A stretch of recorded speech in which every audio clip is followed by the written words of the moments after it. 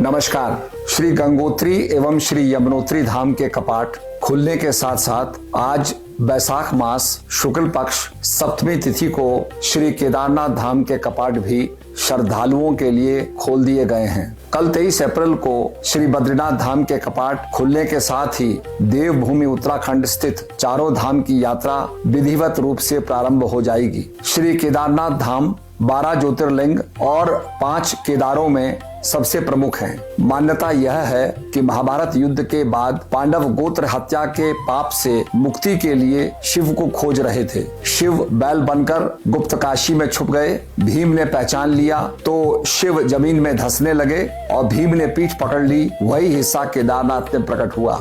जबकि तुंगनाथ में बाहें, रुद्रनाथ में मुख, मदमहेश्वर में नाभि, कल्पेश्वर में जटा निकली। इसलिए भगवान केदारनाथ जी के कपाट खुलने के साथ ही पंच केदार यात्रा का भी शुभारंभ हो जाता है। यात्रियों की सुविधा को ध्यान में रखते हुए सरकार ने 4 धाम यात्रा के लिए ऑनलाइन और ऑफलाइन दोनों ही तरह के रजिस्ट्रेशन की व्यवस्था की है। ऑफलाइन रजिस्ट्रेशन के लिए कुल 70 काउंटर बनाए गए हैं, जिनमें 30 काउंटर ऋषिकेश में, 20 काउंटर हरिद्वार में और 20 काउंटर विकासनगर में स्थापित किए गए हैं। ये सभी काउंटर दिन और रात यानी पूरे 24 घंटे काम कर रहे हैं ताकि किसी यात्री को परेशानी ना हो। रजिस्ट्रेशन स्थलों पर श्रद्धालुओं को ठहरने के लिए सरकार ने पर्याप्त इंतजाम किए हैं। यात्रा मार्ग पर सार्वजनिक शौचालय और पीने के पानी के पर्याप्त इंतजाम के साथ साथ पर्याप्त मेडिकल सुविधाओं की व्यवस्था की गई है। माननीय मुख्यमंत्री श्री पुष्कर सिंह धामी जी के निर्देशानुसार अधिकारियों को 4 धाम यात्रा रूट पर मुख्य मार्गों और वैकल्पिक मार्गों को भी ठीक करने के निर्देश दिए गए हैं।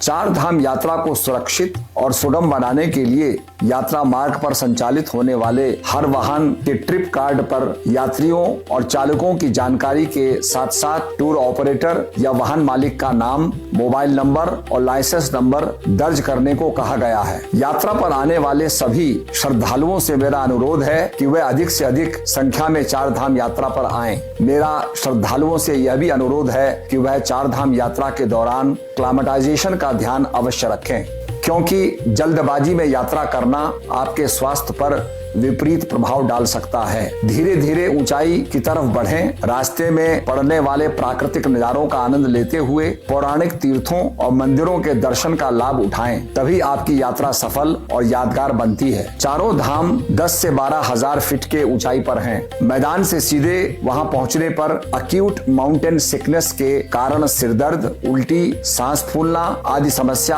हो सकती है। इसलिए हर 2 या 3 हजार फीट पर एक दिन अवश्य रुकें। इससे शरीर ऑक्सीजन के लेवल का आदी हो जाएगा और आपकी यात्रा सुगम एवं सुरक्षित रहेगी। होम स्टे में रुककर उत्तराखंड के भोजन, मंडवे की रोटी, गैथ की दाल, पहाड़ी सब्जी, हल्के और सुपाच्य भोजन का लाभ उठाएं।